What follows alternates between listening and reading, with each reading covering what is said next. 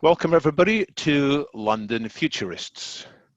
It is sometimes said that the best way to become a billionaire is to be born into a billionaire's family.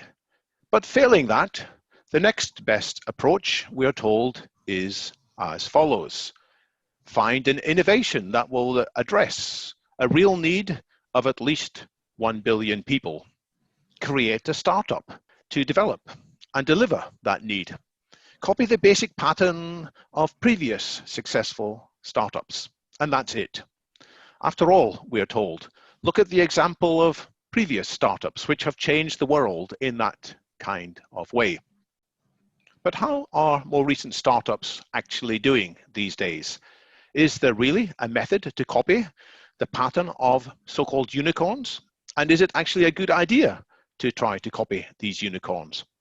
To address these questions and to consider whether startups and innovation face a troubled future, I'm very happy to be joined today in this London Futurist webinar by Professor Jeffrey Lee Funk, as well as by two other panelists who will offer responses to Jeffrey's presentation and then help me with the overall set of questions that you, audience members, will raise. But first, I'll ask all three panelists to briefly introduce themselves, starting with Jeffrey. Good afternoon. I've been a professor for about 30 years. This was after I worked for a couple of companies for about 10 years. And now I'm kind of semi-retired, still consulting. I was a professor in the US and then in Japan, and then most recently for 13 years in Singapore at the National University of Singapore. And I should confess that I first met Jeffrey in the mobile hotbed of Japan in the early 2000s when he was one of the first people to really recognize the potential of mobile applications and the other things that smartphones could do. Gayani. Thanks, David. Good afternoon, everyone.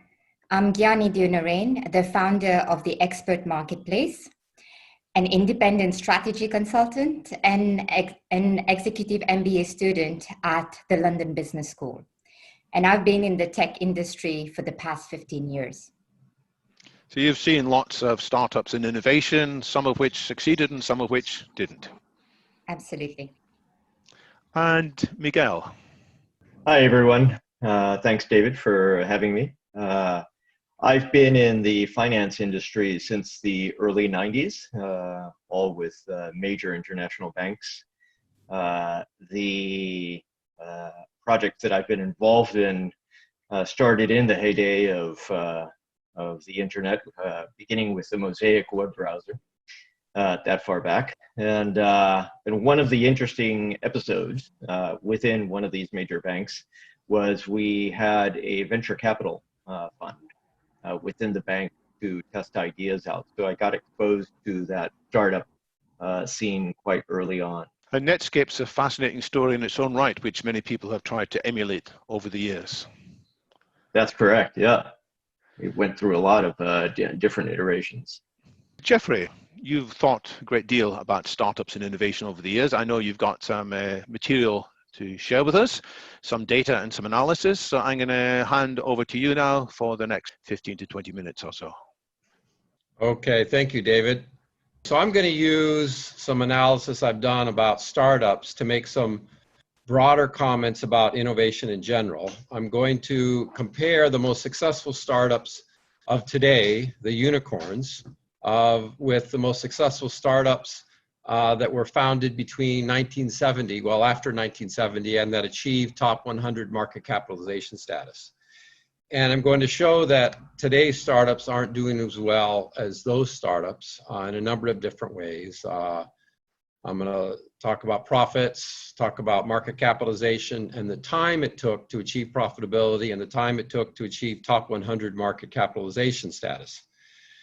And I'm going to explain that difference in terms of breakthrough technology. So there's been fewer breakthrough technologies over the last 20 years than there were in the previous 30 years.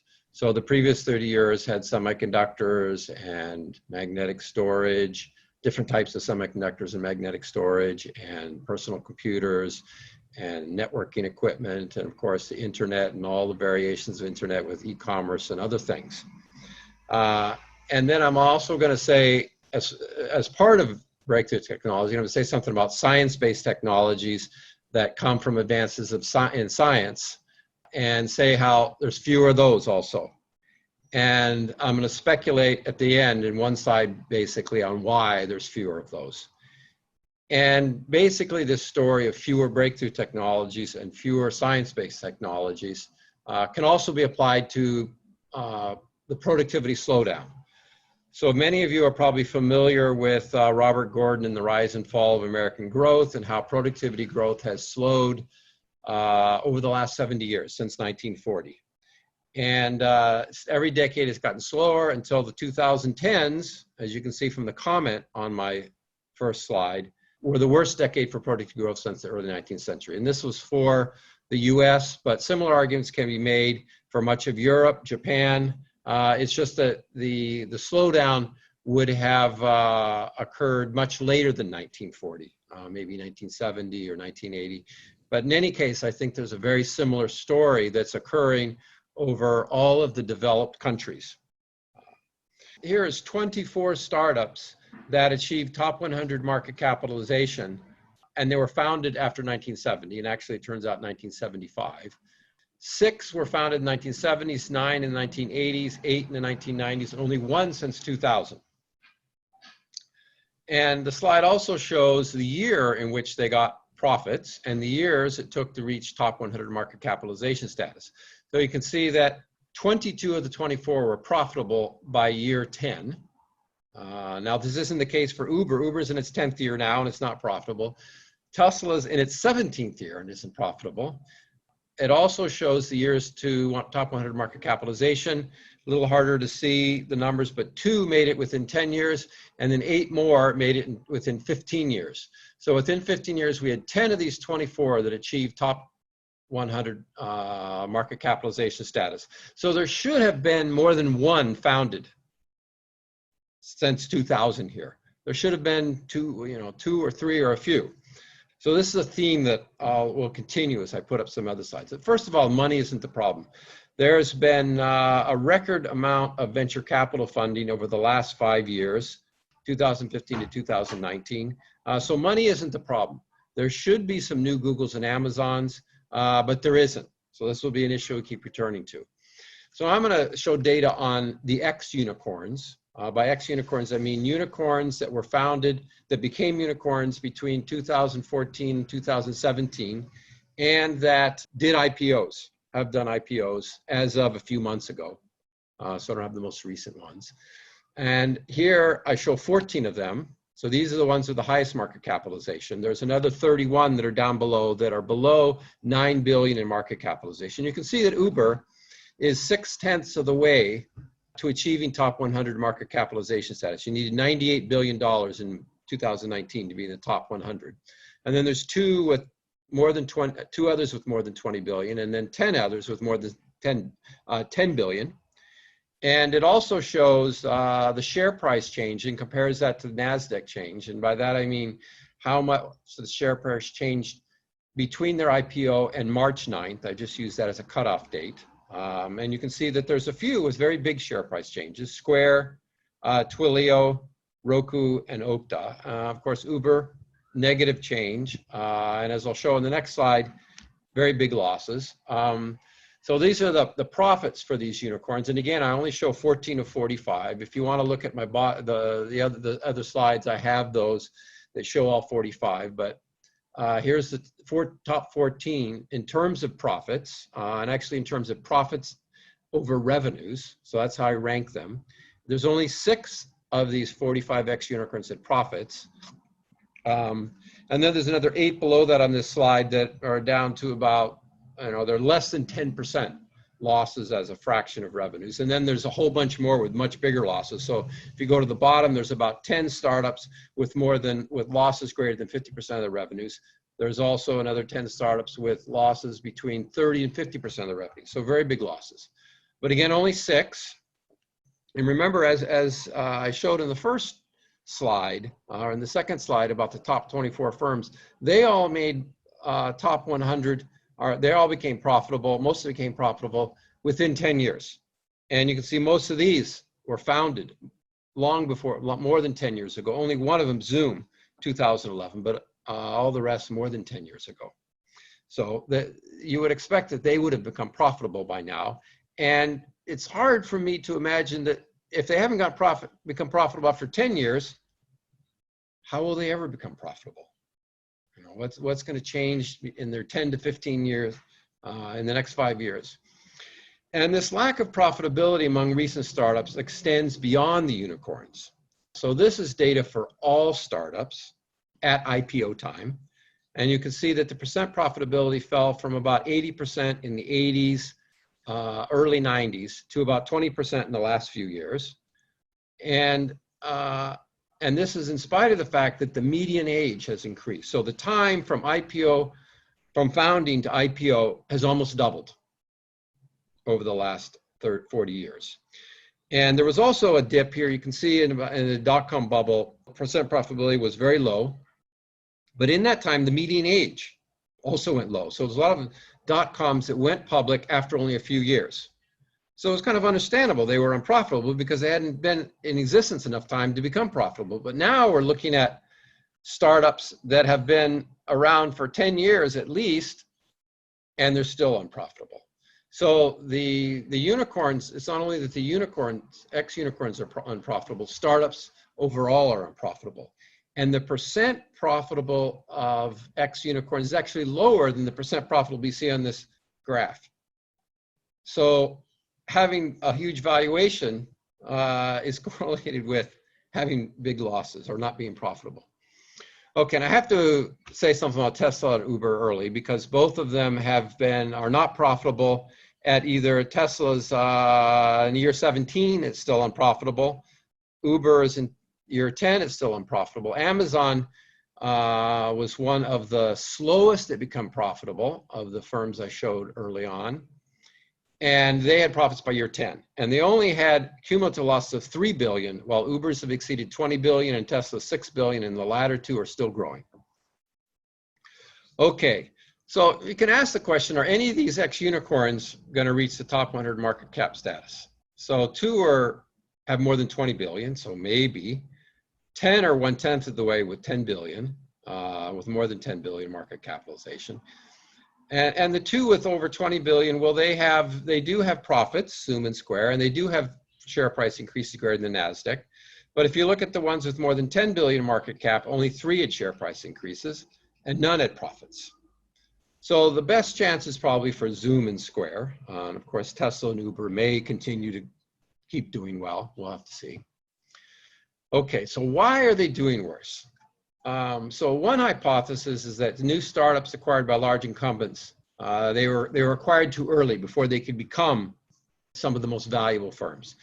Because there are a few startups that have been acquired that if they were still independent would probably be worth more than $100 billion. YouTube, Instagram, GitHub, LinkedIn, and WhatsApp. Several of those have been, people have argued would be worth more than $100 billion. But the fact is that all startups make acquisitions. It's something that's happened all along. I give the example here of Microsoft obtaining PowerPoint through an acquisition. Cisco acquired more than 50 firms. Many of these others, ones I showed on the second slide, they have acquired many startups. So this is not something that's new. But a bigger problem is that most of the successful startups of the past avoided this being acquired because they were commercializing new technologies that weren't within the interests of these strong incumbents. They were breakthrough technologies that allowed them to succeed independent of these dominant firms. And these breakthrough technologies came from the evolution in Silicon Valley of semiconductor companies, disk drives, networking equipment, and so on. You can see some of these here. So there's this big evolution. But what we're stuck with now is really mobile phone apps. Smartphones are great, but most of these I don't think you could claim are breakthrough technologies. Ride sharing and food delivery use the same vehicles, drivers as did previous taxi services. The only thing different from the old technology is that you now have automated the dispatcher. Not a big deal.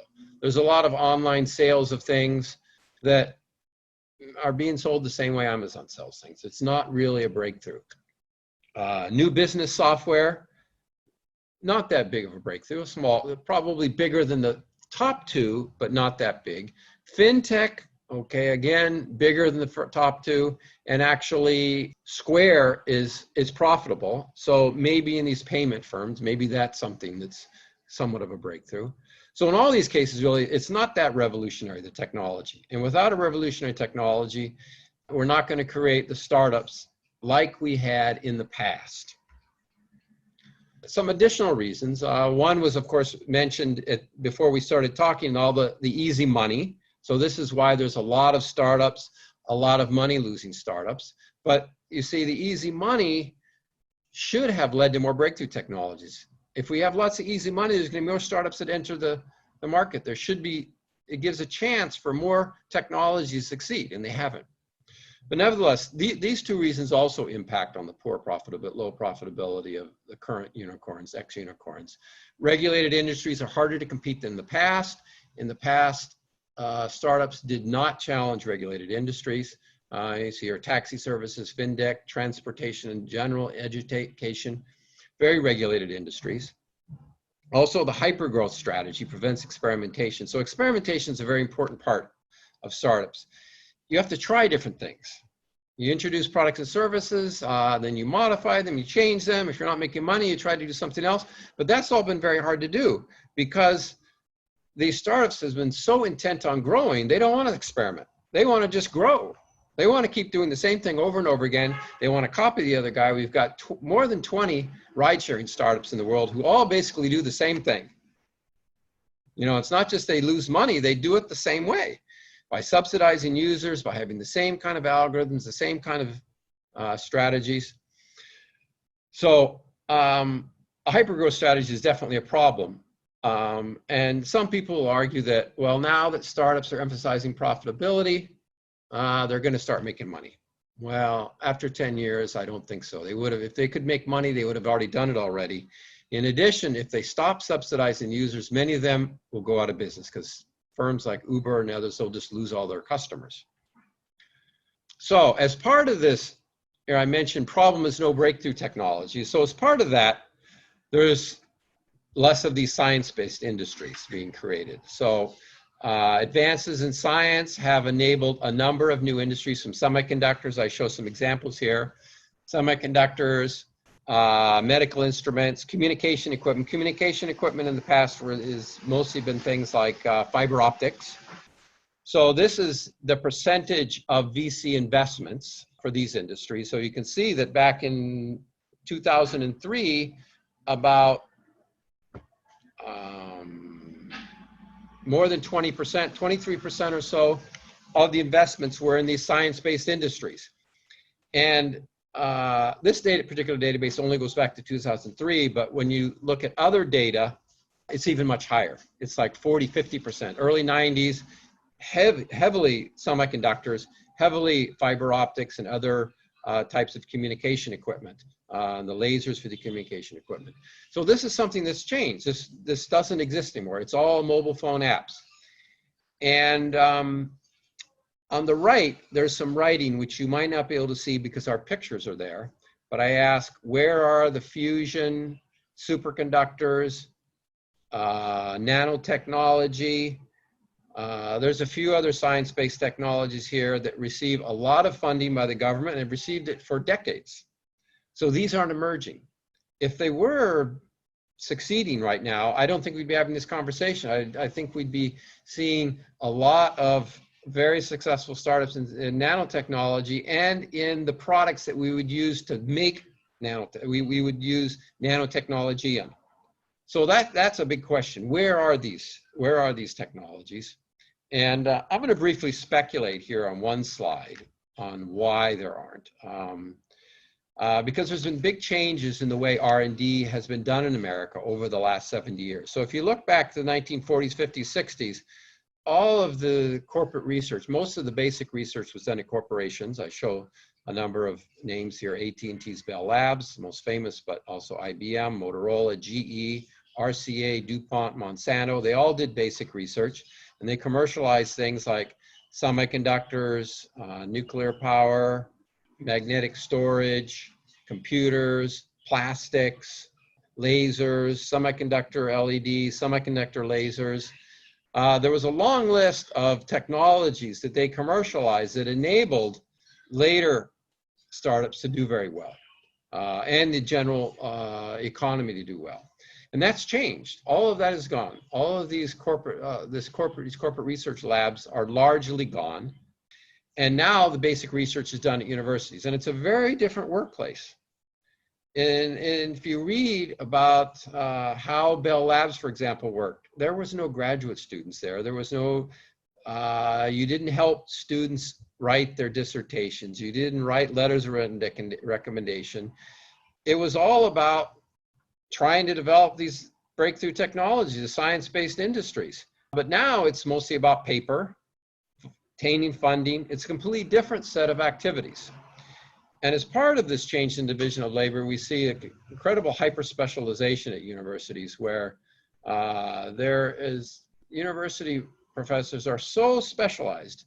You know, many people think that, oh, these professors are developing products and services that might be of interest to us, but they're not.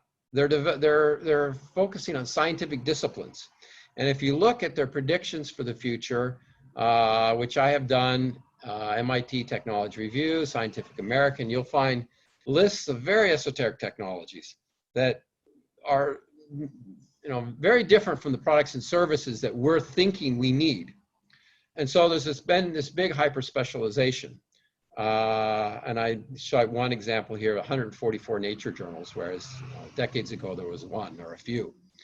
So basically, we've changed this basic research to one of being done in corporate research labs to one now of universities are drowning in paper, I say here, right? They're writing papers, writing patents, doing administrative work, writing recommendations for graduate students, far from the discussions about new products and services that were being discussed back in the 1940s, 1960s at these corporate research labs. And as I said, this last slide is a bit of a speculation, but I'm going to stop here. Well, thanks so much, Jeffrey. There's so much indeed to ask about there.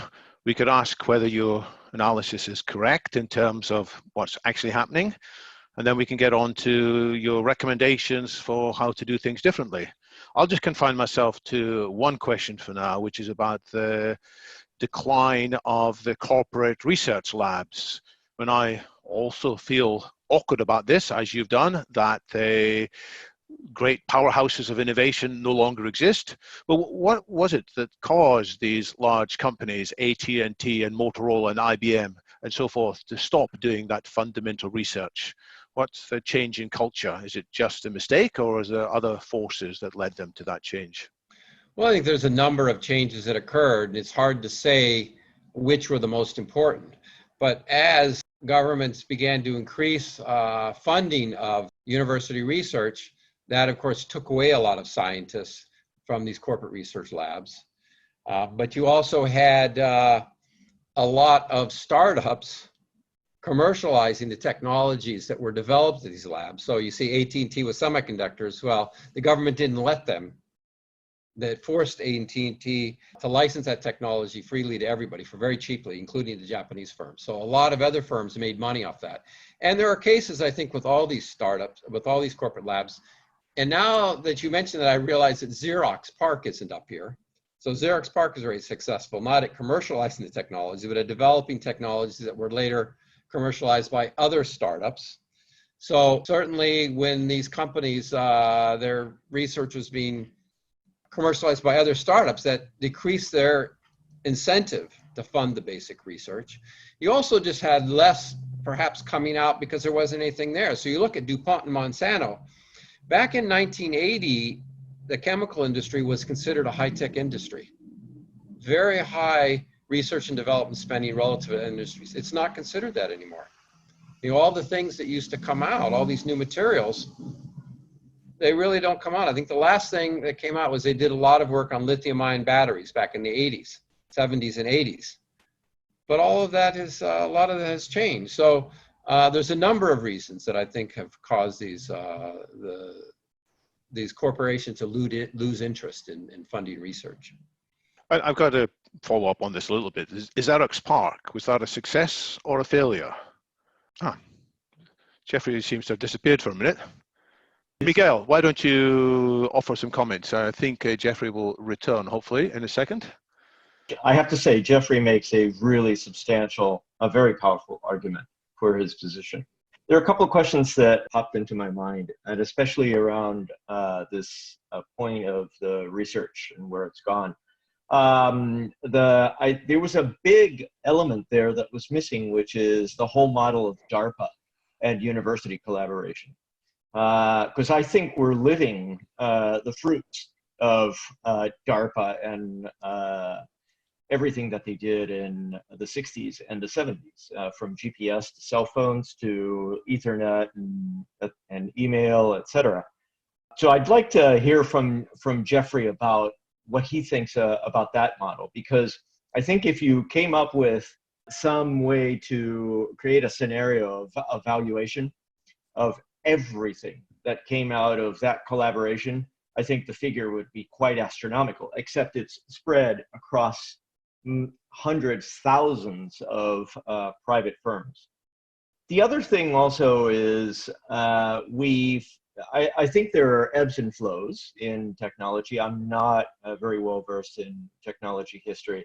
I can understand that we are in sort of maybe a Sahara desert, so to speak, of development of new and revolutionary technologies. But there are still areas that I did not see on Jeffrey's slide. For example, the healthcare industry. That is very ripe for technological revolution. It's still always been on the edge. I see things, for example, that have to do with remote consulting, telemedicine, with the management of medical records, but nothing absolutely revolutionary. And I always feel like we're on the cusp of that. There's also things that are happening that I think are just beyond our capacity of viewing because the horizon is just a little too far away. For example, GPT-3, which was released by OpenAI, has made an incredible leap in terms of NLP. So I'd like to hear what Jeffrey's response is to those two items. Jeffrey has just returned, so he hasn't quite heard all of these points. Questions about healthcare. Is there more that you could say about healthcare, Jeffrey? I'm not talking about just medical records, but some of the other potential innovations in healthcare. Is that poised to break through? And Miguel was also asking about likes of GPT-3 from OpenAI as signs of what next generation AI may in due course be able to do in terms of automating more tasks that previously would have required significant amounts of human intelligence. One of the things that's happened in drug research is that it's costing more to develop new drugs. So this shows basically how much you're getting out, research productivity on the left, for one researcher. So it's gone down by almost 16 times. It's kind of hard to see here on the right. It's probably about 8 times because it went up just recently. So the number of the research productivity has gone down quite a bit. The Moore's law has slowed dramatically. You can see the cost per transistor versus year. On the right is cost per logic gate. It stopped going down in the last 5 years. And the same thing over here stopped 8 years. It stopped going down. So Moore's law is important because that's part of this AI and developing drugs. A lot of people argue that, okay, we're gonna stop this problem up here. The problem here, we're gonna increase the productivity by using more computers and AI. And this says that's gonna be hard. The fact that Moore's law is slowing, the fact that the cost isn't dropping so fast. But in addition, if you look at the Stanford AI Index, they look at the amount of computers used to solve problems. So if you look on the very right, you'll see that it was a straight line going for many years, and now it's gone way up. It's gone way up in that people are using a lot more computing power to get improvements in, for example, image classification. And you'll see comments by people like Facebook saying, the computational power used to achieve higher accuracy has been doubled every 3.4 months, 300 times increase in capacity after 2012. And the head of Facebook AI says each year it's going to tenfold it's not possible for this to continue. So these types of trends make me very pessimistic about biotech. The fall in the research productivity, taking more people to develop drugs, more time to take drugs, and now the slowdown in Moore's law, and now all of this increased computational power that's being used by AI to achieve improvements. So I agree that there's this thing sometimes called Eroom's law, where Eroom's law, is yes. Moore's law spelled backwards, which does say Yes. that something like every 8 years the amount of drugs that can be developed halves rather than doubles. And it's Yes. more or less happened since the 1950s. And I agree with you also that some people have said AI is part of the answer. Startups such as In Silico Medicine and others are making a big play on being able to model the behavior of drugs in different circumstances. And they would also say that they're not dependent on Moore's law to keep them successful. They're more dependent on breakthroughs in some software models and not just more compute power for learning, but possibly smarter ways in which learning can happen. The holy grail is something called transfer learning, whereby systems that are trained initially with a lot of compute power to do one task can more quickly adapt. Yeah, I realize that, but the problem is that we see this heavy increase in computing power used to achieve improvements in, for example, image recognition. So if you look here at image recognition, you look at this particular chart, it's very typical. You'll see this accuracy improving, but you can see the last few years that it's not going much past 80%. It goes up to 80, it goes up to 85% over the past 4 years. It's not very big. While at the same time, they're using these bigger computers. So they're doing this big increase in computational capacity to achieve this very small amount of increase in accuracy. And we need to realize that for image classification, this may not be so true for drugs, but for image classification, you really need high accuracies. People get very upset when they're told that, you're not the person you say you are, right? You really need 99.99%. And here we are stuck at 85%, and it's not really going up. We'll come back to you, Miguel, for more comments in a minute, but let me bring in at this stage, Gayani. What's your comments? Are you basically sold on the analysis that Jeffrey's offering, or do you have other points that you'd like to question? I have quite a few points, but I'll start by saying I really enjoyed that presentation that Jeffrey made, and I concur with quite a few things that he said. In particular, when he talks about the slowdown in productivity and poor performance, and the facts are there when we look at all the startups and what's happened to them over the past decade or so.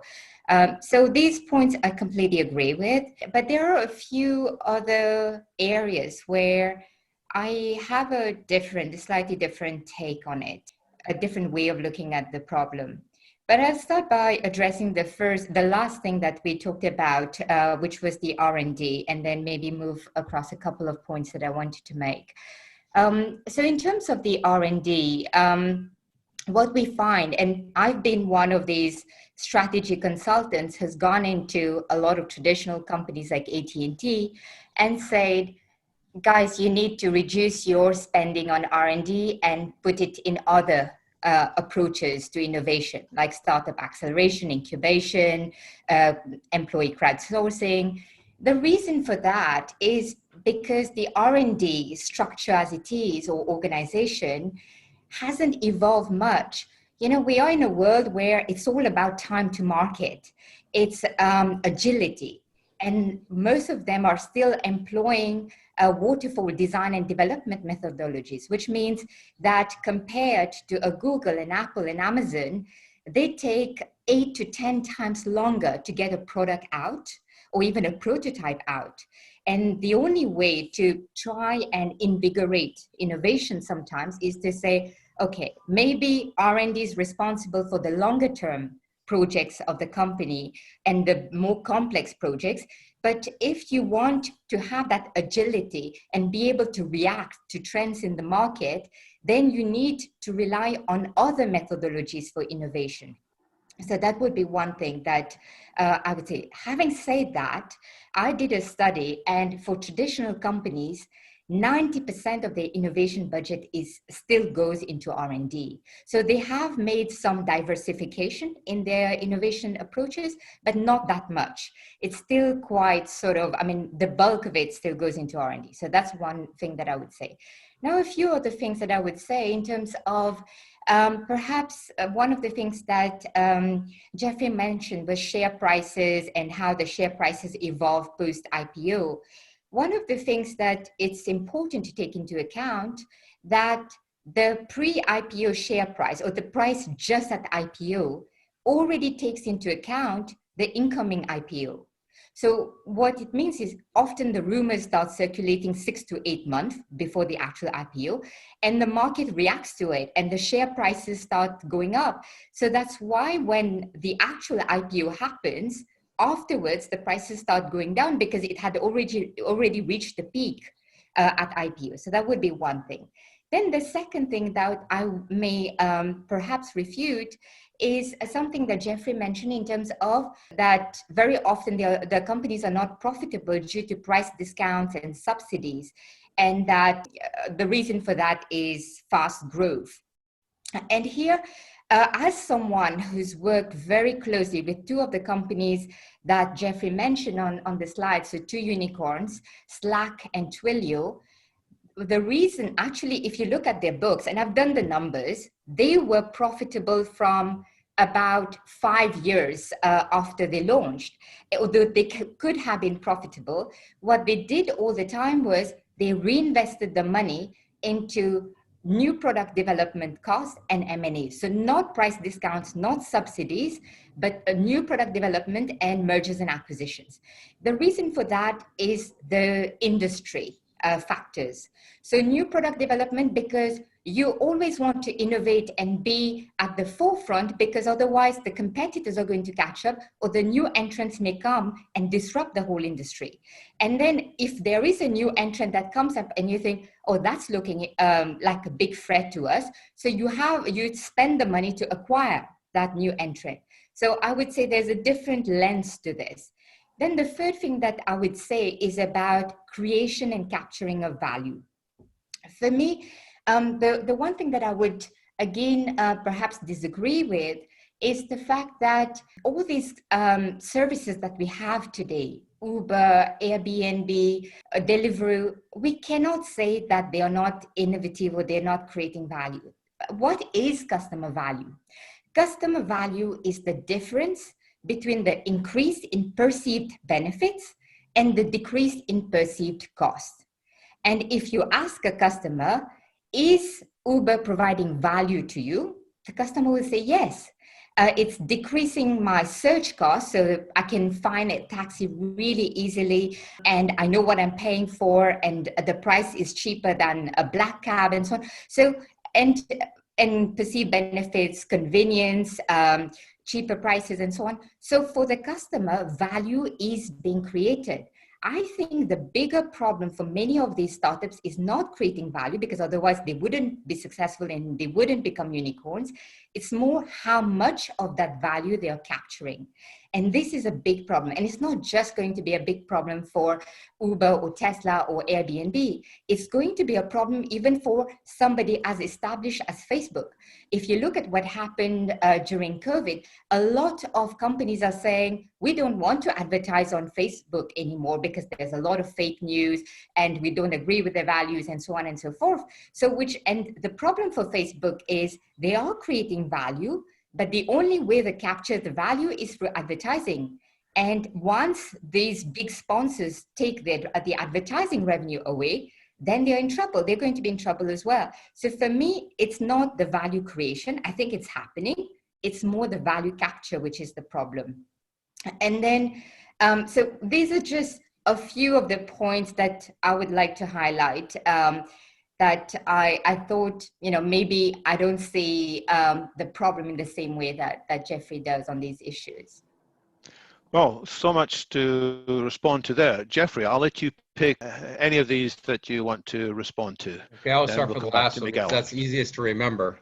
If Uber didn't subsidize these routes, it would go out of business.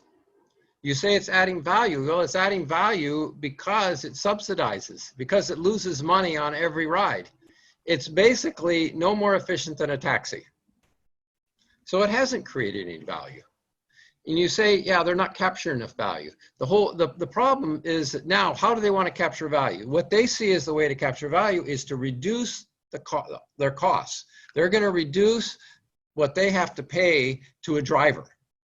This is very different from what Intel, all those semiconductor companies did, all those magnetic storage, networking equipment. These companies created great jobs for engineers, very high-paying jobs for engineers, because they were so much more productive. They created so much more value than the products they replaced. Uber hasn't done that. Uber's not creating any value. Food delivery companies, they're not creating any value. All these e-commerce firms, it's kind of so what? There's a lot of this, that's the problem, is they're not creating value because the technology is not any better. But it is better from the end user's point of view that they can more reliably. Well, because get in a they've taxi. subsidized it, because they're losing money on it. Yeah, I mean, it's a little easier because you can get it on the phone than calling. And you have to realize that a lot of the world had better taxi services than America did. I don't know about England is, but in Singapore, we were able to call and get a taxi long before Uber was around. The same thing in Japan. A lot of countries are this way. So a lot of people make a big deal out of Uber, but that's because they were in a town that had lousy taxi services. But those taxi companies, if they'd been managed properly, they would have been doing fine. Now, about the share prices, the point I was making there is that very few of these startups exhibit the magnitude in share price increases that are needed for at least one of these ex-unicorns to have a market capitalization of 100 billion. That's the main point I'm making, that none of them really have that chance. I mean, Uber has 60 billion, but it's losing so much money. I think once the current bubble breaks, their share price will go down to 15 again. Let's see, you asked a question about research. Yes, I think there are problems in the way research is managed. That was kind of my point earlier, and it's hard to say, what in particular the firms you cite are doing poorly, because I don't know the firms, and different firms need different methods of research. So, but yeah, I agree that many firms are not doing it well. How about Slack and Twilio, which Gayani mentioned could have been profitable, but they decided to invest Slack their is profits. Slack is a firm that I would say is actually innovative. I don't use Slack, but I worked in a startup in which all the other young people claimed it was so great. I'll believe them. I'll take their word for it. Slack seems to have been innovative, and it may be that their problem is value capture. It may be that they haven't figured out a way to get the necessary revenues to survive. I don't know about Twilio. I can't comment on Twilio. Miguel, maybe I can bring you in again here.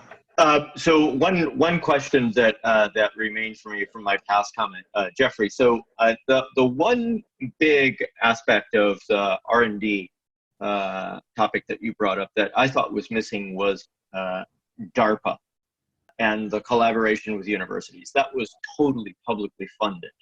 It may be too radical, but I think every single modern company since the late 90s, every startup that's based on the web is basically riding on the coattails of everything that happened back then in a 10 to 15 year period, or maybe a 20 year. I think that's a big gap in your analysis because it produced a value, I think, that's incalculable. What breakthrough technologies have come out? It was the program that developed Ethernet networking, email. Oh, okay. It was all publicly funded, right? Okay, you're talking about a long time ago. Okay. Yeah, defense. Yeah, it was defense budget, basically. Yeah, you're talking about 60s, 70s, 80s.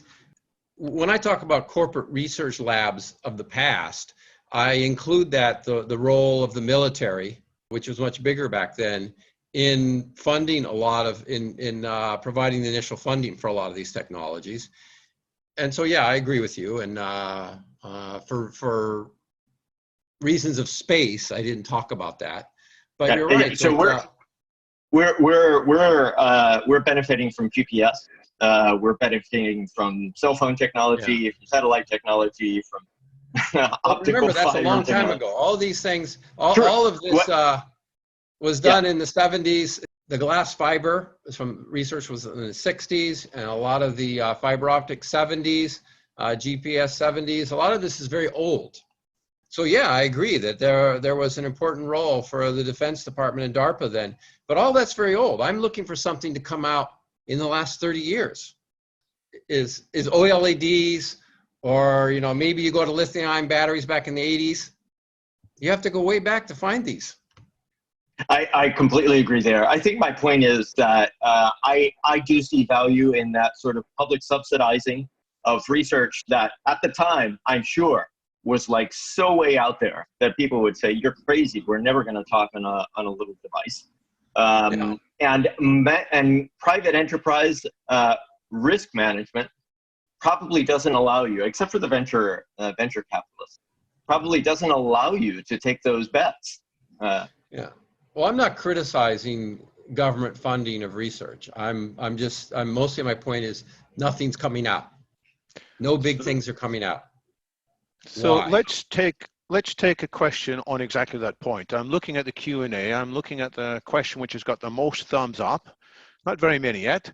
So those of you who are watching, I know you're riveted by our discussion on the screen, which is good, but occasionally you might want to look in there as well in the Q&A, and I'm going to feed in questions. And the question by B. Collins says, well, actually there are a lot of underdeveloped ideas, such as alternative battery technology, fuel cells, hydrogen storage, molten salt reactors, possibly some types of fusion, new graphene production techniques, optical thorium, I don't know, THZ chips, temporal inference scanning, rejuvenation biotechnology, neurotech, new catalyst analogs with energy efficient plasmas.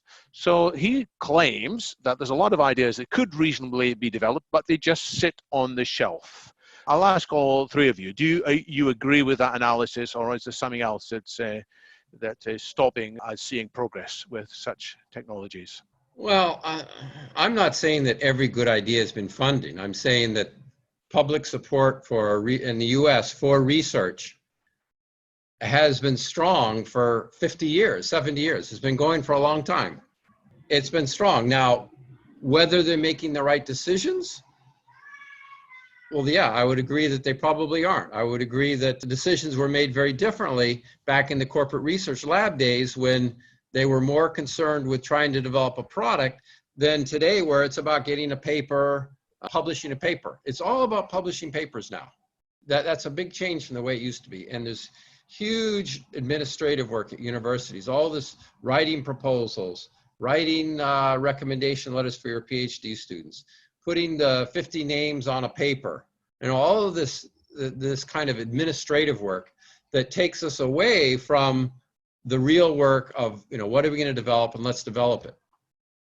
So you're talking about a change in the university culture. Is there also a change in the corporate culture that once upon a time people would be motivated by build to last, as in the name of the famous book, but now it's increasingly build to flip. You're building something with a goal that somebody's going to come along and buy you out rather than being successful. Yeah. Is that another change in culture? A lot of different ways this could be done. We could go back to the days of having corporations do basic research and subsidizing that at corporations through, like, for example, defense funding, but it could be other defense funding. It could be DARPA funding of non-defense technology, which is not allowed right now, but it could be done. You could have corporations do a lot more of this, and you could have, and as opposed to having universities being the main source of this recipient of this funding, you could have corporations be the main recipient, and then alliances of smaller firms, alliances of big firms, who then fund universities. And there's so many different ways this can be done. And unfortunately, this type of research, these type of ideas, nobody even thinks about at universities. I don't know if we have any university professors here tonight, but I'll tell you what, innovation research, management innovation research is basically analyzing the number of patents and their relationship to the number of papers written. That's what it is. The issues we're talking about tonight are never, or not this afternoon, I'm at night, never get addressed, or rarely get addressed. Gayani. I would agree with B. Collins on the fact that there have been a lot of breakthrough technologies over the past decade or so. And I think we've barely scratched the surface in terms of what we can do with these technologies. But then one of the problems that we've seen and learned from, and this is the whole Nokia versus Apple story in terms of this in the smartphones world, where Nokia had better technology, arguably, than Apple did.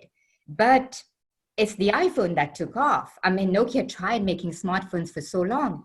It wasn't the fact that they had worse technologies. So Nokia, I mean, despite having better technologies, having all those patents and so on, why didn't it work out? Was because they didn't think about the customer needs, the customer pain points.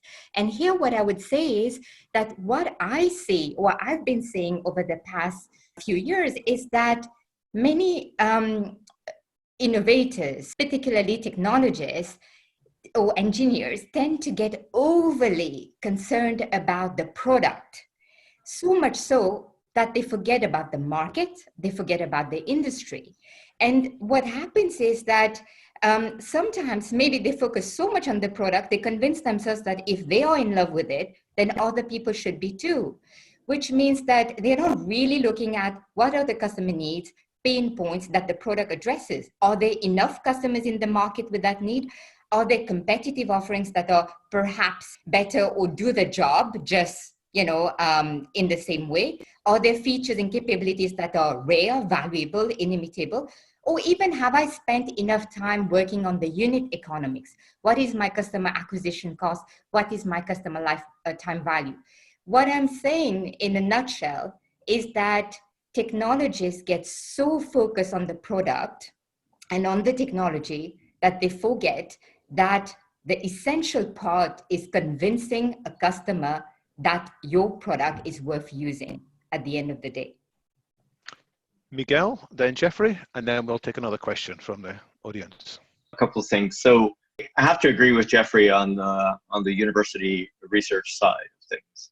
I think I've got recent experience through a nephew of mine who's gone into AI, has gone to work for Amazon, and the focus is so heavily on the papers themselves.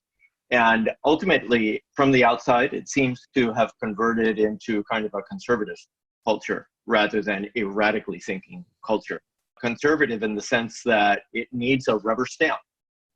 It needs a set of names attached to the paper. You're working in a sort of iterative way. In that sense, then it's just not conducive to breakout thinking. One other thing has popped into my mind aside from that, which is we've been talking about unicorns and their valuation. And I have not done the analysis, so I popped this as a question to Gayani and Jeffrey, who are much more well-versed in this. I wonder how many unicorns there were pre-internet. And what I mean by that question is, have we been spoiled into thinking that unicorns are really that easy to come by? Because I think to the past, and I think of all the big companies, like some of the ones you mentioned, Jeffrey, AT&T, Motorola, Exxon is another example outside of the tech area. Those were not unicorns, as far as I know. They were iterative companies that grew in size to massively. What is that true? Well, first let me go back to Guani's point. I think that she is talking about technologies that are very different from the ones that David, Miguel, and I are talking about. And the ones that David mentioned, fusion and molten salts, and there were a few others, I don't remember them. But you see, those technologies, they're not even ready to commercialize. They're not. The issue isn't how do we commercialize them. The issue is how do we make them good enough so that we can then commercialize them. You see, there's these technologies that they spend many years in laboratories, and they require all this work before they're good enough for companies. They're too expensive, they don't perform properly. There's years and years. And that's something that's very, and so the issue of whether the engineer is thinking about the customer or not, that's a completely separate, that's something else. That's something else that has to occur long after you've made prototypes that can even work at a basic level and are close to the price points. So that's a very different issue. And then Miguel's point, that's hard to say what the valuations were for Microsoft and things like this. You have to remember that market capitalization was not even emphasized until after 1980. It used to be that it was all Fortune 500, and it was revenues. It wasn't until the 80s when this emphasis on market capitalization occurred, when the stock market, the Dow Jones, finally started going up. It was at 1,000 in 1980. Reagan got elected and it started going up. And then there were some of these companies that weren't that big in terms of revenues, but had huge market capitalizations because they had huge gross profit margins. These software companies, Microsoft and Oracle, and then Intel had big margins. But that was something that was very new in this high-tech world, created these companies that had much higher levels of profitability than had existed in previous generations. Of course, this is why many people are very angry at these huge tech companies, because they make so much money. They have these incredible network effects and huge switching costs that enable them to make so much more money than companies made 50 years ago. So you're right. We didn't have the unicorns back then because there wasn't this expectation that companies would be able to make as much money as we see Google and Amazon and others making. So I think we could certainly discuss the extent to which wrong measurements or unhelpful measurements distort our understanding of the field. But I think even if we were to measure things differently, there's still an issue that we're not getting the same breakthroughs from technology that people had anticipated. Yeah. So if we pursue the nuclear reactors a little bit more, the possibilities of thorium reactors, and B. Collins is commenting in the chat that he believes there are working materials for this, but we're not getting enough backing, and the prices won't come down until there is some support to develop them stage by stage. I've heard this from many advocates of nuclear fission, that of course today they're too expensive compared to some of the simpler and cheaper methods, but they're bound to remain expensive until such time as there's some support to get the other cycles of innovation working. Jeffrey, do you have views on that? Well, I think that, as I'm saying, as I argued in my last slide, that we're not doing R&D properly. And I was kind of speculating about how we're not doing it properly, but I don't really know exactly how we should do it. But I do think that we're doing it wrong, we're not doing it well, and there's probably a lot of these technologies that aren't being considered, where we may be emphasizing the wrong technologies. I think that a lot of universities are very conservative, as Miguel said. Most of them, their big concern is they need to get funding to keep their labs working. They're not there thinking, oh, how can we develop this great new products and do so well? They're thinking, how can we keep the money coming in so we can keep our lab operating, we can keep the papers coming out? They're not even thinking about all these new products and services. Let me feed in here a question from Eva Pasco. She's asking if we agree with the research of Mariana Mazzucato. Not everybody may have heard of her, but she has written a book on the entrepreneurial state, basically saying, actually, in the past, what made smartphones successful was government investment, as Miguel was saying earlier, in GPS, screens, internet, wireless cell. All of that was funded by governments in the past, and Mariana Mazzucato, based, I think, previously at Sussex and now somewhere in London, is arguing that government should be funding bigger bets in a strategically intelligent way. Is that something any of you would support, or do you think that governments are bound to get it wrong and it's kind of foolish to ask governments to take on some of that responsibility? Well, governments have been funding technology the U.S. government has been a big funder of technology for 50, 70 years. And even before that, as Miguel pointed out, they've done it through the military. So yeah, they've been doing that. I don't disagree with that. The problem is that they've stopped coming out. So we're still funding the research, but nothing's coming out. And I know that some people say, well, let's just put in more money. but we have to think about why they're not coming out, so that when we put the money in a way that's going to raise the chances of these technologies being commercialized. Well, I'll come to Miguel and Guyan in a minute, but I think the other question to put in here is from Lucy Wills, who is asking, should we be putting a higher priority on interdisciplinary research rather than the specialism that you spoke about earlier, Jeffrey? Why aren't we seeing more this interdisciplinary effect? Because often the most interesting products arise from several innovations building on each other from separate trends. Well, this gets back to the division of labor on that last slide. How do we organize R&D? Right? We've kind of just left it to kind of evolve in the way it's evolved. We've kind of said, okay, the way it's evolved is right. But the question is correct. It's like, well, maybe not. Maybe we should organize people differently. Maybe we should have different kinds of specializations. Maybe we should measure people more by what gets commercialized than by how many papers they had. Maybe you shouldn't be able to get tenure unless you've helped some product get commercialized.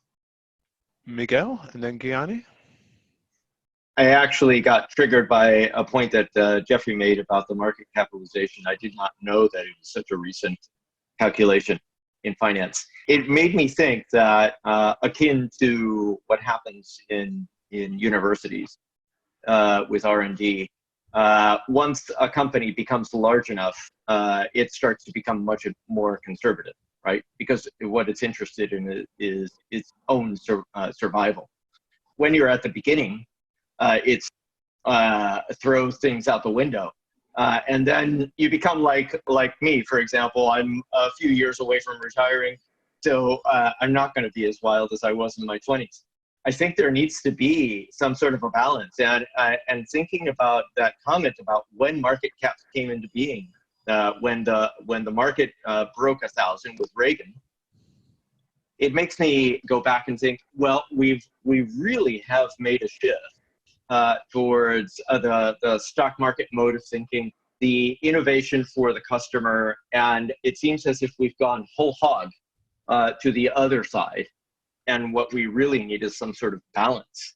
And I'm a total fan of Mariana and her ideas of re-subsidizing and balancing out the private enterprise and the public enterprise side of R&D. Gianni, and then Jeffrey.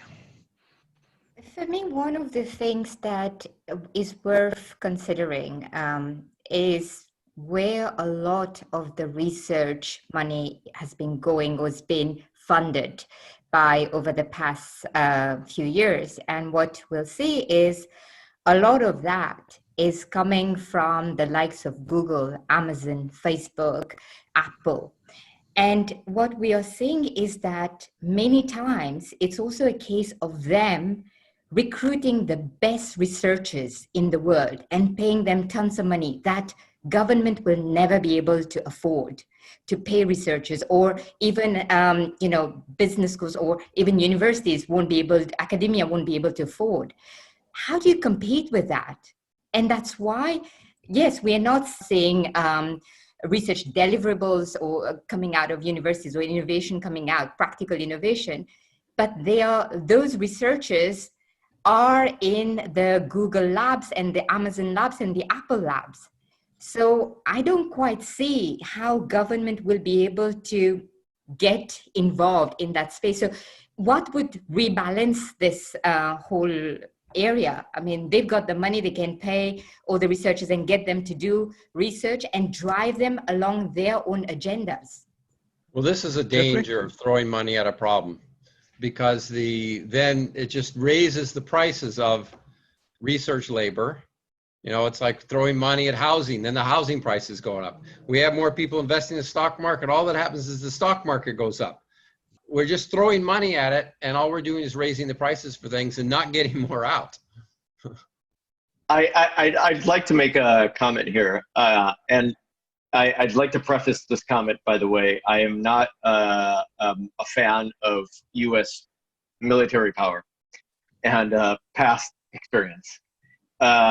But the military budget in the U.S. and probably quite soon the military budget in China are of such magnitude that at least at the university level, you can definitely attract a lot of talent. And that's what happened with DARPA. DARPA did not work with, it did work with AT&T on all the big companies back then, and IBM, for example. But it was not exclusively with these organizations. They worked a lot with University of California, Berkeley, University of Illinois, MIT, and a lot of what came out, Ethernet, for example, this was all a function of the work that was done in these university labs. Those people are not extraordinarily paid, and what they got out of that was prestige, and many of them ultimately made their way to industry, the private industry. But I think there is a way of breaking that stranglehold, but there has to be some impetus on the part of public policy. And that's what Mariana Mazzucato is arguing for. Let's ask about where are the better examples of innovation. We've said that in the past it worked quite well. But instead of looking to the past, are there parts of the world where maybe universities aren't so dominated by publications, where corporations aren't so dominated by patents, or is it uniformly bad all the way around? Surely there must be some examples of better innovation that we should highlight and get others to adopt in part as well. Well, the most successful science-based technology to come out in the last 10 years is OLEDs. And that came from Korean firms. So Korean firms are these vertically integrated Korean firms, electronic firms, LG and Samsung, are the closest we have to the old Bell Labs and Motorola and these other firms. The Japanese also are reasonably close. So the Japanese are not doing as well as the Korean firms. But nevertheless, I see the Koreans doing better at these things than a lot of the American firms. The American firms, the big ones, are all AI, all this, or they say they're AI. We don't know how much Google relies on AI for its success. It could just be because they have such a big monopoly on advertising that they make lots of money. But nevertheless, Korea is, I think, an interesting place. And they believe in industrial strategy on the whole, and they believe in government pressuring potential rivals even to work together.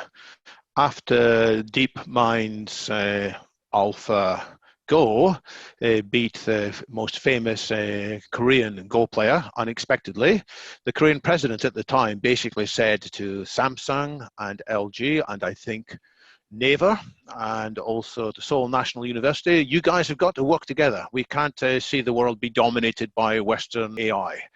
And so they did reach out and make some effort. Gayane, you've worked with Japanese and Korean companies in the past. Do you have any optimism about their methods for doing innovation? Recently, I've been more impressed by some of the Chinese companies like Alibaba that have just sort of done an incredible number of innovations in multiple areas beyond e-commerce. One of the things that I would say, which we have seen sort of over the past decade, it's not always been a case of who the pioneer is in terms of a technology, who introduced it, who was the first. It's been about the fast followers. And here, Samsung is a good example of that they've been probably one of the sort of, best examples of fast followers. I think with the Japanese companies, things slowed down a bit, maybe in the sort of first decade of the 2000s, but they are starting to come back. And it's very interesting that there have been some interesting examples of healthcare innovation that companies like Omron have engaged in. And it was referring to some of the things that Jeffrey said earlier, and Miguel as well, in terms of some of the new things that we are seeing in healthcare innovation that they are engaging in and they are at the forefront of. Omron's a Japanese medical equipment manufacturer, amongst many other things, as I remember. Miguel, where do you point to as good examples of innovation in the midst of possibly a broader sea of disappointment? In certain countries in Europe, probably I would say France, Germany, perhaps the Scandinavian countries, they still do a lot of collaboration between industry and university, and there is government intervention at a higher level in those countries. But on the other hand, I don't see them producing anything stellar, right? Nothing comes to mind of anything that they've done that has moved the market in any way. And as a matter of fact, as a whole, Europe always seems to lag the US and Asia. So I'm not sure where I could point to as a good example at this time. Well, in that case, let's ask what might cause something to change. So Hamid Sumro has asked, perhaps the trigger for change is going to be the dissatisfaction the world's feeling in the face of COVID, that we're not getting the medical innovations that we all thought would be possible. We thought that AI would come along and quickly come up with a cure for COVID. It doesn't seem to have happened yet. We thought that vaccines would come quicker. Is that possibly a trigger to cause us to reevaluate innovation? Or I mean, there's this whole thing about Huawei recently, and I'm not sure what it's like in other parts of the world, but in Britain, we suddenly said, oh, it's a bit of a danger to make our 5G network reliant on a Chinese company. Why don't we have the European providers of 5G? Well, we actually probably do with Nokia and Ericsson. But why haven't they had the support that they needed? So are one of these external shocks possibly going to cause a reevaluation, or are there other possible catalysts that each of you might suggest for looking at innovation in a different way? Well, the US, Chuck Schumer has just proposed of, I think, $1 trillion package of research funding for, I think, most of the universities. But I would suspect that this is going to be the response, money. It's going to be just more money when we need to think about how to do it differently.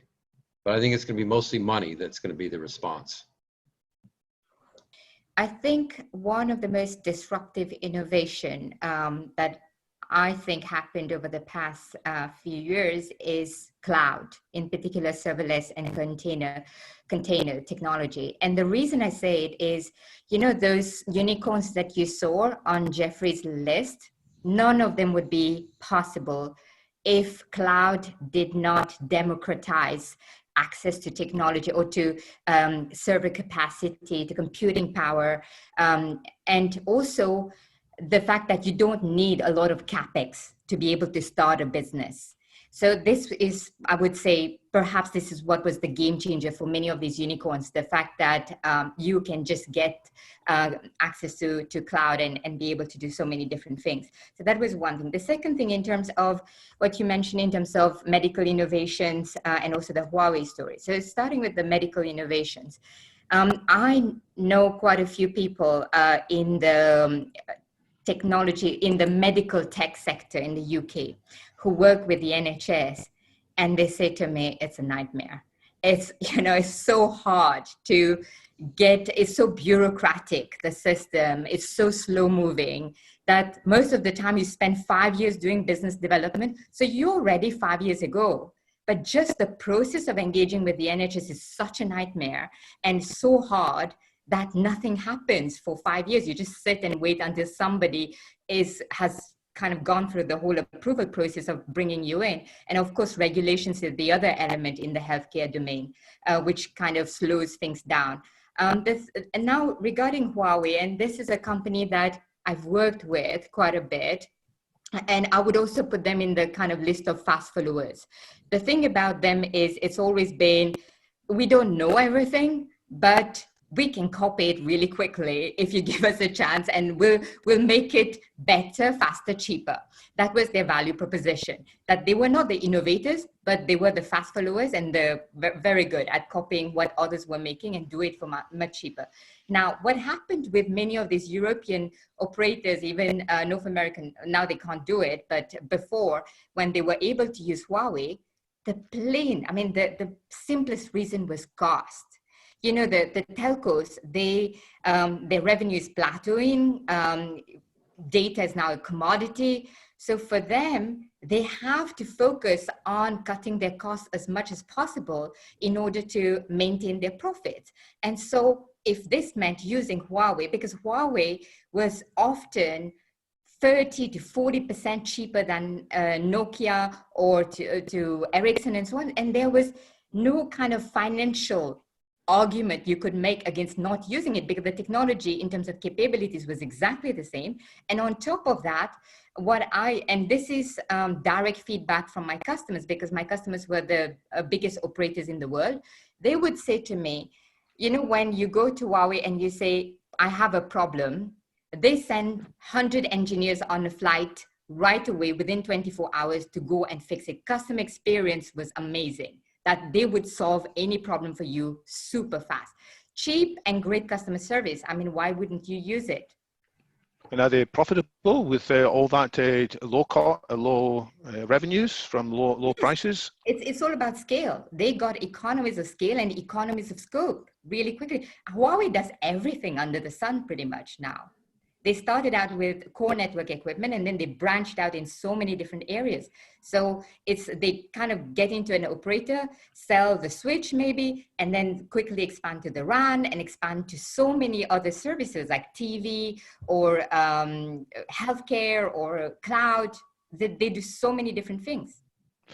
So rather than saying Huawei, nasty, evil company under the control of the Chinese government, we should say maybe we can learn things from this company. It reminds me of what happened in Japan when the Japanese motor car manufacturers seemed to be outperforming the Western ones. For a while, the Western motor car executives said, oh, they're just derivative copycats. They are working incredibly hard. We don't need to learn anything from them. And eventually they realized there was genuine innovation in the lean manufacturing process that Toyota had pioneered. And when there was the humility to accept that there was genuine process innovation there, then the West could catch up. Miguel and then Jeffrey. Yeah, just one follow-up. Gianni, I completely agree with you. There was one comment, though, I wanted to make on your example about the NHS. Collaborating with the NHS does not surprise me whatsoever.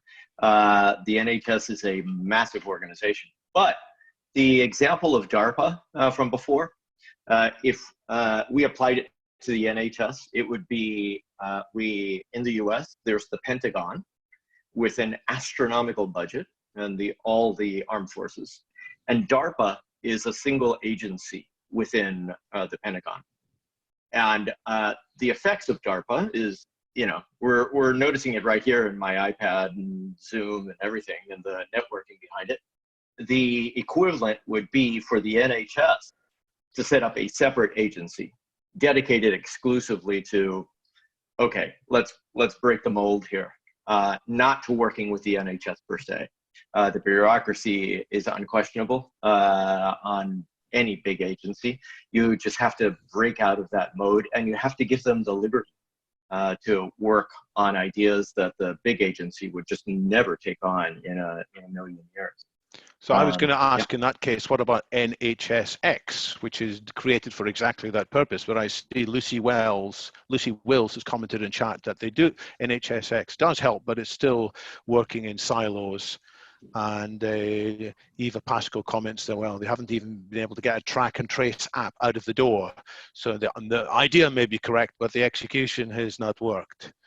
Jeffrey, we're coming towards the end of the time allowed, so I'd be interested in any comments from you on what you've heard recently or any closing comments you'd want to bring in.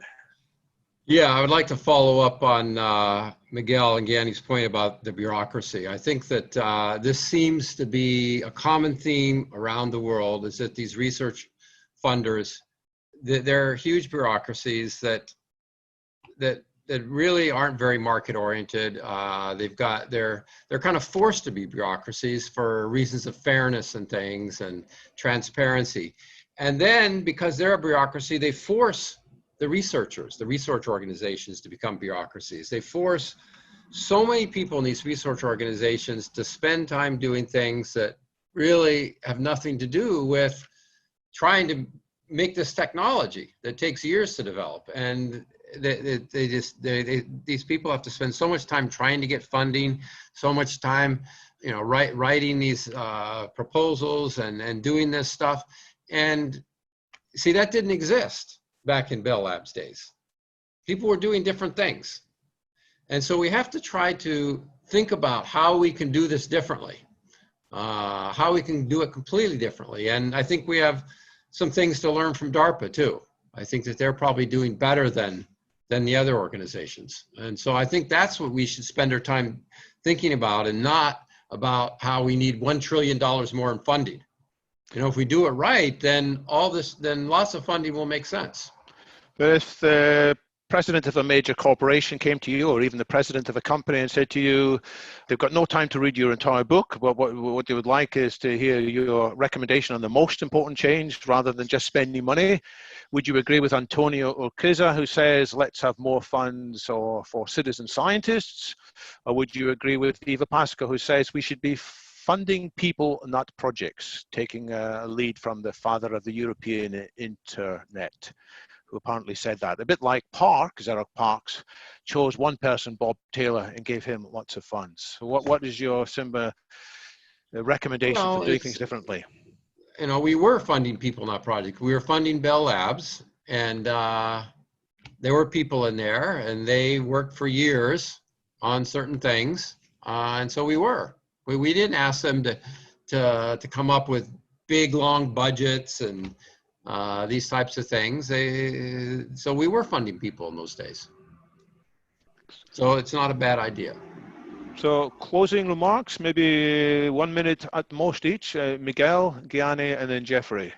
What points do you think ought to be borne in mind, possibly as a basis for a future discussion as well? Yeah, I think it would be worthwhile to dig back a little bit in history. I know I've been focusing quite heavily on DARPA. You would expect to wear a t-shirt that says DARPA all over it. It's worth going back pre-internet to find out what was successful, to figure out maybe a way forward beyond this current stage. This is just one evolutionary stage in history in terms of the economy, in terms of technology, in terms of society, in terms of culture as well. And it's going to evolve inevitably. And so I would ask, especially the current generation, to just dig a little bit in the past. Usually when you get that deep knowledge of what's occurred in the past, you put it into your own mental blender, you will come up with some unique ways out to approach all of these issues. This is the thesis that we get better foresight by having better hindsight. We might look at the work of, is it Robert Gordon, with his book that you mentioned at the very beginning, Jeffrey, on the history of the Second Industrial Revolution, how it was the time that enabled the greatest transformation. So I am a fan of learning from history. I think we do need to know what worked in the past, but we also need to have the ability to set ourselves free, that with new things being available, like the cloud and the serverless mechanisms that Gianni mentioned, we could do some things differently from whatever happened in the past. And I do have hope that AI will eventually be significantly part of the solution as well. Gianni, closing remarks? Thanks, David. I agree with many things that have been said, in particular with the fact that entrepreneurship is overhyped. And there are many factors leading to that. Perhaps something that we may want to do is really investigate why some forms of entrepreneurship is not working, why it's leading to this decline in productivity and performance. So that's one thing that I would say. The other thing that I would say is that when it comes to managing innovation, perhaps we should reassess the roles and responsibilities of the different stakeholders in the ecosystem. We talked about a few of them, whether it's the hyperscalers, the large traditional tech companies, big corporations, VCs, other types of investors, government, academia. I think we need to do a bit more work in terms of figuring out what is the role and responsibility of each of these different stakeholders in the future of innovation management. And closing words, Jeffrey? I'm going to return to the initial things I talked about, which was startups, and that startups aren't doing very well. They're not as profitable as the ones of the past. They're taking longer to get profitable. They're taking longer to achieve top 100 market capitalization. They're not close to top 100 market capitalization. And there's a lot of these unicorns still left. So I was talking about the ex-unicorns, the unicorns that have gone public, that have done IPOs. But there are hundreds of still privately held unicorns. And if I recall, they have valuations equal to $1.4 trillion. That's a lot of money. I didn't show it tonight, but I have data on the profitability of some of these privately held companies. And the profitability of them is worse than the profitability of the ex-unicorns. And you could kind of expect that the most profitable ones would go public and the less profitable ones wouldn't go public or waiting. So we have an even bigger problem for all these privately held unicorns, 1.4 trillion.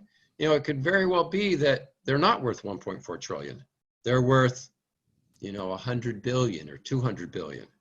So somebody's gonna lose here. Somebody's gonna lose here when the real valuations are placed on these firms. Is profitability what we should be really focusing on? B. Collins says that the US has printed $7 trillion effectively to prop up the stock market, but maybe we should have spent more of that money, and we could have had a cure for Alzheimer's if more had been spent. And it wouldn't have maybe made people huge profits, but it would have been better for humanity. Is there any truth in that, Jeffrey? We shouldn't have propped up the stock market. It was overvalued. It should go down. That's healthy. Yes. The previous Federal Reserve chairmen have said that their job is to take away the punch bowl just as the party gets going. And unfortunately, the current Fed chairman, he just poured grain alcohol in the punch bowl and caused the party to get bigger. I would say the only risk we've got there is of retirement funds, which they're heavily invested in the market, unfortunately. That would cause quite a ruckus. Well, just as this party is getting going, I'm going to take away the punch bowl because we have reached the end of the allotted time. There's so much to think about. Jeffrey, a lot of your material is online already, including a course that you gave over a number of years. So that can be found from the description of the meetup. I do recommend people to dig in there because there's a lot more substance behind what we've been discussing here. Yeah, where should I make these slides available? Well, if you've got an account on SlideShare, you can put them there, or you can put them on SlideShare. And then we'll share that link around because it's better if you remain in control of them. Okay. Fantastic. So Miguel, Gayane, Jeffrey, thank you very much for moving this conversation onwards and upwards. And let's hope that as a result of this, the world as a whole will do innovation better in the future. Thanks. Thank you. Thank you. Thanks. Thank you. Thank you.